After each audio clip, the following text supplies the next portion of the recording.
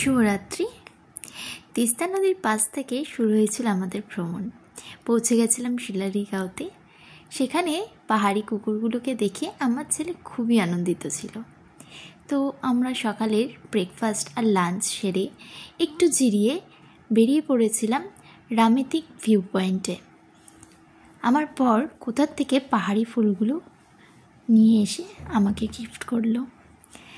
তার প্রথম আমাকে ফুল দেওয়া, তা আবার এই পাহাড়ি ফুলগুলো এত সুন্দর, কি সুন্দরই না কালারগুলো, খুব পছন্দ হয়েছিল। এই কুকুরটি জানেন, এই কুকুরটি আমার বড় পিসি শাশুড়ি হুট করে তাকে দেখে বলল, চ আমাদেরকে পথ দেখা। অ্যাকচুয়ালি রাস্তা না দেখে মনে হচ্ছিল শেষ হয়ে গেছে। আমাদের হোমস্টের ওনার বলে দিয়েছিল, ভয় পাবেন না, রাস্তা যেখানে শেষ সেখান থেকেই আবার একটা নতুন রাস্তা শুরু। তো সেই কথাটা মাথায় রেখেই আমরা এগিয়ে গেছিলাম। অনেক জায়গায় আমার শাশুড়িরা ভয়ও পাচ্ছিল যে রাস্তা তো এখানে শেষ, আমরা রাস্তা হারিয়ে ফেললাম না তো, এই ভেবে আমি বললাম চলো না।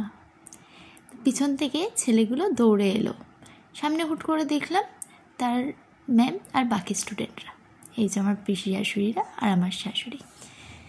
তো মাঝখানে একটু ভিডিও ক্লিপস নিচ্ছিলাম। আমার বড় পিসি শাশুড়ি, পিছনে ওই যে আমার ছোটো পিসি শাশুড়ি আর আমার শাশুড়ি আসছে, মানে দীপের মা। এই যে আমার বড় পিসি শাশুড়ি, ছোটো পিসি শাশুড়ি আর আমার শাশুড়ি, মানে দীপের মা।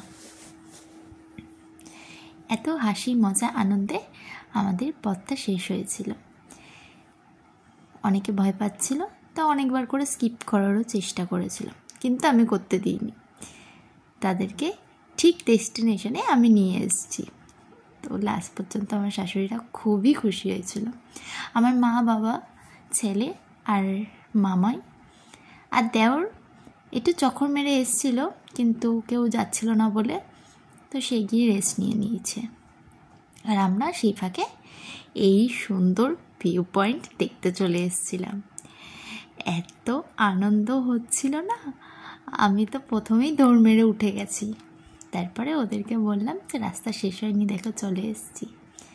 আর এই কুকুরটা আমাদের ঠিক রাস্তা চেনাতে চেনাতে নিয়ে এসে আগে মহারাজ বসে আছে, আর ছেলেগুলো আর স্টুডেন্ট আর যে ম্যাম আছে তাদেরকেও আমরা এখানে এসে দেখতে পেয়েছি। দেখো কি অপরূপ দৃশ্য। ক্যামেরা বন্দি কিন্তু হয়নি, কিন্তু চোখ আর মন বন্দি পুরোপুরি হয়ে গেছে। কি সুন্দরই না লাগছে। এটা হচ্ছে রামেতি ভিউ পয়েন্ট শিলারিগাঁও থেকে।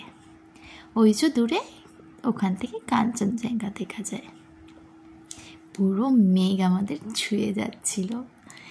এই যে দেবাদেবী একটা ফটো তুলে নিলাম, আর আমার পুরো ফ্যামিলি।